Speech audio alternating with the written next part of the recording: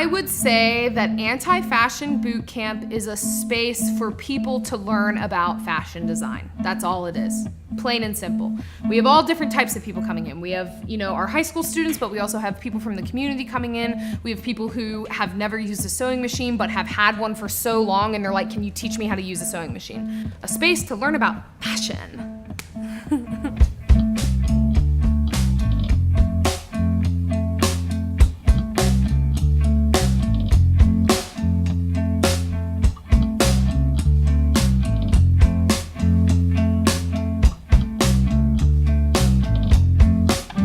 Design has a tendency to have like an intimidating vibe, which is so unnecessary and comes from a deep insecurity that a lot of people in the industry have. And I guess I had become increasingly alienated from the fashion industry and how much waste was being kind of created intellectually and physically.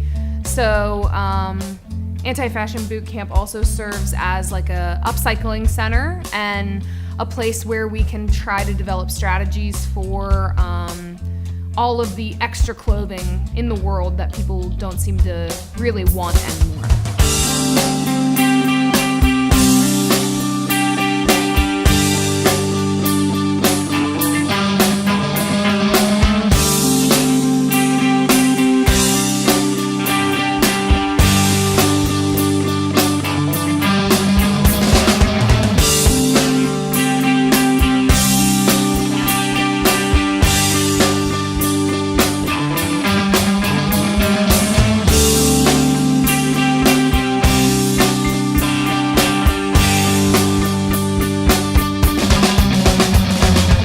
Education seems to be the most valuable for me personally. I like the fact that there is little waste in education. Oftentimes it's about interacting and building relationships, and that's not necessarily making more material waste for, again, the world to consume.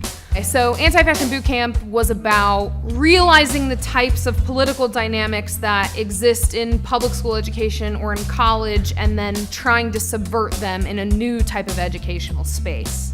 I went to an art school. I went to the School for Creative and Performing Arts, and I would say even there were so many limitations, and they were very strict on a lot of different things, and I like that this is a very creative space.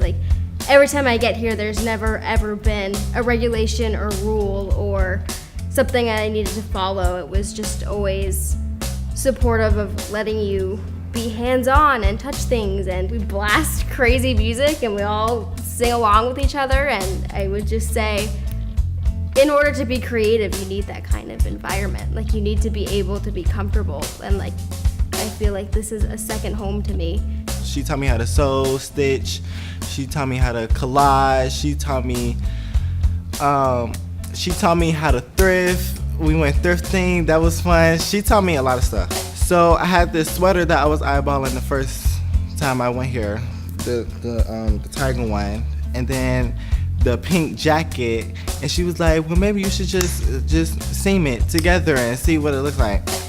And she know I like Nicki Minaj because that's my inspiration. So on the back, I got Minaj on it. She was just kind to me. She appreciated me and all my hard work. She accepted me for me. It's hard to be an educator in a place that emphasizes the making of new constantly. I'm sick of teaching people how to make new things. There's no use for that. And if you're not using waste as your main resource, then you're not doing anything radical.